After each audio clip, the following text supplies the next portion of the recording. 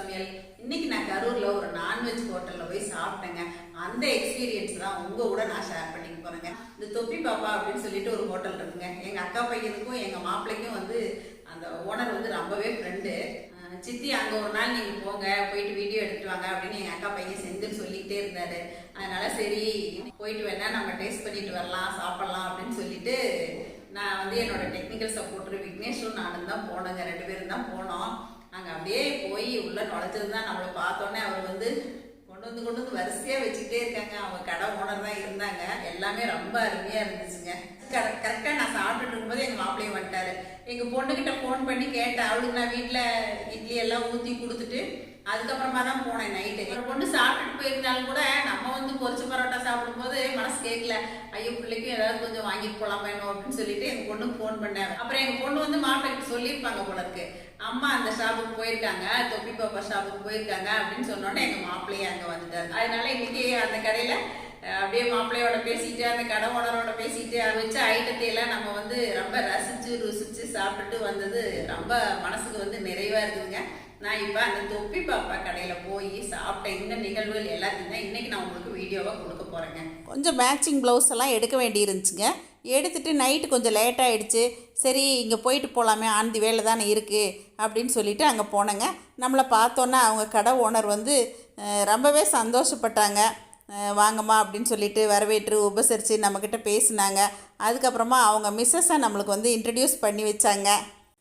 எங்கள் அக்கா பையன் செந்திலும் எங்கள் மாப்பிள்ளையும் சொல்லிகிட்டே இருப்பாங்க. நான் தான் வர்றதுக்கு கொஞ்சம் லேட் பண்ணிட்டேங்க அப்படின்னு பேசிவிட்டு அப்புறம் நீங்கள் உட்காருங்கம்மா சாப்பிட்லாம் அப்படின்னு சொன்னாங்க. அவங்க பாருங்கள், மட்டன் கிரேவி, சிக்கன் கிரேவி, நாட்டுக்கோழி குழம்பு, உப்பு கறி, அதாவது நாட்டுக்கோழி உப்பு கறி, காடை கூட இருந்துச்சுங்க. நிறைய வெரைட்டிஸ் வச்சுருந்தாங்க. அப்புறம் பரோட்டா, தோசை இது எல்லாமே நல்லா சுட சுட போட்டுட்டு இருந்தாங்க. பிரியாணியும் இருந்துச்சுங்க. இப்போ என்னெல்லாம் இருந்துச்சு அப்படிங்கிறத கடை ஓனரே நம்மக்கிட்ட சொல்கிறாருங்க. இது நாட்டுக்கோழி பாயலர், இது நாட்டுக்கோழி உப்பு கறி, நாட்டுக்கோழி உப்பு கறி, இது குடல்,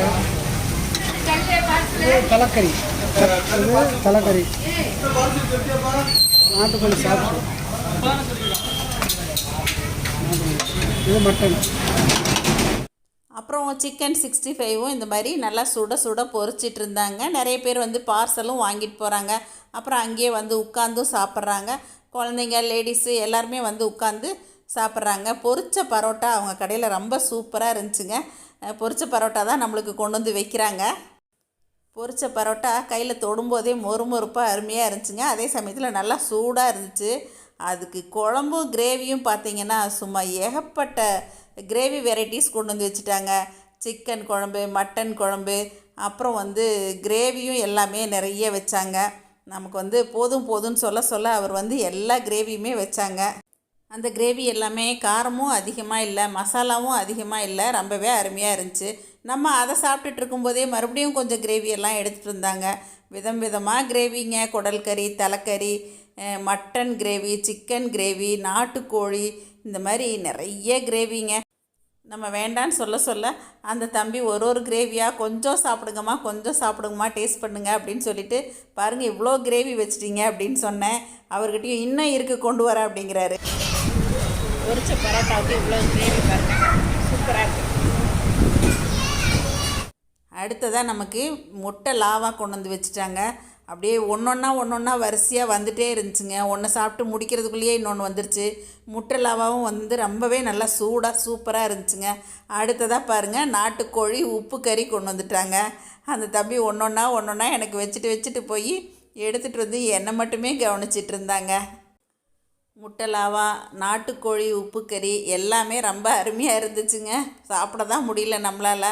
அப்புறம் அந்த தம்பி அடுத்ததாக பாருங்கள், தோசை எடுத்துகிட்டு வந்துட்டாங்க. நான் தோசை வேணான்னு சொன்னோன்னே கொஞ்சம் தோசையாவது டேஸ்ட் பண்ணுக்குமா அப்படின்னு சொல்லிட்டு அவங்க ஓனரும் வந்துட்டாங்க. அவங்களும் சேர்ந்து 2 பேருமா நம்மளை கவனிக்கிறாங்க. இப்போ எனக்கும் விக்னேஷ்க்கும் அவங்க தோசை வச்சுட்டு கூடவே எங்கள் சட்னி எப்படி இருக்குன்னு சொல்லுங்கள், நான் தாங்கம்மா அரைச்சேன் அப்படின்னு அவங்க சொல்கிறாங்க. சட்னியும் ரொம்பவே சூப்பராக இருந்துச்சுங்க, தக்காளி வெங்காய சட்னி.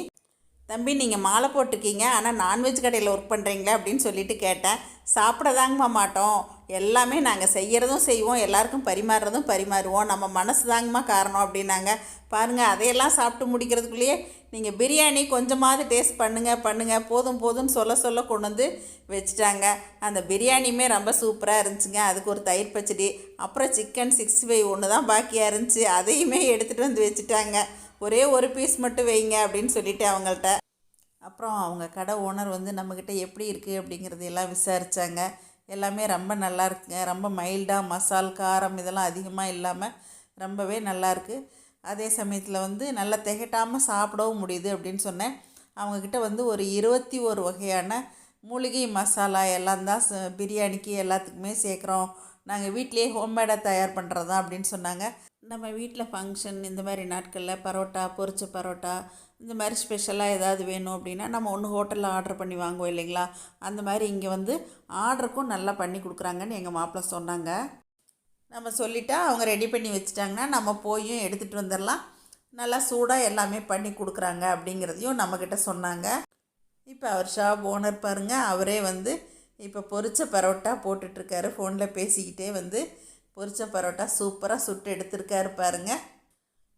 பொரிச்ச பரோட்டா ஒரு பக்கம், முட்டை பரோட்டா ஒரு பக்கம், அப்படியே பரோட்டா மாவை விரித்து விட்டு அதில் முட்டையை உடச்சி ஊற்றி அதில் வந்து பரோட்டா ஈஸியாக மடித்து எப்படி போட்டிருக்காங்க பாருங்களேன், ரொம்ப அழகாக இருக்குது பார்க்குறதுக்கே. அப்புறம் ஆம்லெட் ஒரு பக்கம், இப்படியாக வந்து கடை வந்து நைட்டு 10 மணிக்கு கூட பிஸியாக இருந்துச்சுங்க. நம்ம கிளம்பும்போது நீங்கள் கண்டிப்பாக 2 பேர் ஒரு நாள் வீட்டுக்கு வரணும் அப்படின்னு சொன்னேன். கண்டிப்பாக நாங்கள் வர்றோம், வந்து சரசு சமையல் உங்கள் கையால் சாப்பிட்டு பார்க்குறோம் நாங்கள் அப்படிங்கிறதையும் அவர் அன்போடு வெளிப்படுத்தினாருங்க. இப்போ நான் வந்திருக்க இந்த ஷாப் வந்து கரூரில் கண்ணன் டிபார்ட்மெண்ட் ஸ்டோருக்கு பக்கத்தில் இருக்குங்க, தொப்பி பாப்பா ஹோட்டலுங்க. அப்புறம் இன்னொரு ஷாப் இருக்குங்க, ஜிஆர் மண்டபத்துக்கு பக்கத்தில் இருக்குது. ஜிஆர் மண்டபத்துக்கு உள்ளே என்ட்ராகிற இடத்துல ஃப்ரண்ட்டில் முன்னாடியே இருக்குங்க. பாபா மெடிக்கல் பேக் சைடில் இருக்குங்க. அப்புறம் எங்கள் பாப்பா பர்த்டே கூட நம்ம அங்கேயே வாங்கிக்கலாம் அப்படின்னு சொல்லிட்டு எங்கள் மாப்பிள்ளையும் நானும் அவர்கிட்ட சொல்லிகிட்டு இருந்தோங்க. அந்த சமயத்தில் எங்கள் ஆதிரா பர்த்டே வந்துச்சு. அதனால் நாங்கள் பரோட்டா எல்லாமே அங்கே தான் ஆர்டர் பண்ணி வாங்கினோம். ரொம்பவே சூடாக ரொம்ப நல்லா இருந்துச்சுங்க. அவங்க வெஜிடேரியன் நான்வெஜ் ரெண்டுமே ரெடி பண்ணி கொடுக்குறதாகவும் நம்மக்கிட்ட சொன்னாங்க. நாங்கள் கூட பரோட்டாவுக்கு வெஜிடேரியன் சால்னா தான் வாங்கியிருந்தோங்க. ரொம்ப அருமையாக இருந்துச்சு. ரொம்ப நாளைக்கு அப்புறம் ஒரு நான்வெஜ் ஹோட்டலில் வந்து இந்த மாதிரியெல்லாம் உட்காந்து சாப்பிட்டது எனக்கு வந்து ரொம்பவே பிடிச்சிருந்துச்சி. உங்களுக்கும் இந்த வீடியோ பிடிச்சிருக்குன்னு நினைக்கிறேன். அப்புறம் எங்கள் பாப்பாவுக்கும் அவங்க வந்து சொல்ல கேட்க மாட்டேன்னு பார்சலும் போட்டு கொடுத்து அனுப்பிட்டாங்க. தொப்பி பாப்பா பிரியாணி ஷாப் நம்பர் உங்களுக்கு நான் டெஸ்கிரிப்ஷன் பாக்ஸில் கொடுக்குறேங்க. நீங்கள் தேவைப்படுறவங்க அவங்கள காண்டாக்ட் பண்ணிக்கலாங்க. நீங்கள் வந்து முன்னாடியே 1 மணி நேரம் முன்னாடி சொல்லிட்டா கூட அவங்க எவ்வளோ பரோட்டா வேணுமோ பிரியாணி வேணுமோ ரெடி பண்ணி வச்சுருவாங்க. நீங்கள் போய் வாங்கிக்கலாங்க. இந்த வீடியோ உங்கள் எல்லாருக்கும் ரொம்ப பிடிச்சிருக்குன்னு நினைக்கிறேங்க. இதை பார்த்துட்டு எப்பயும் போல் உங்களோட ஃபீட்பேக் சொல்லுங்கள், ஷேர் பண்ணுங்கள், சப்ஸ்கிரைப் பண்ணுங்கள். தேங்க்யூ. சரசு சமையல் பாருங்கள், சமையல் நல்லா பண்ணுங்கள். சரசஸ் ஃபுட் ப்ராடக்ட்ஸ் பொடி வகைகள் தேவைப்படுறவங்க இங்கே கொடுத்துருக்க வாட்ஸ்அப் நம்பரில் காலை 10 மணி முதல் இரவு 7 மணி வரைக்கும் எங்களை காண்டாக்ட் பண்ணலாங்க. தேங்க்யூ.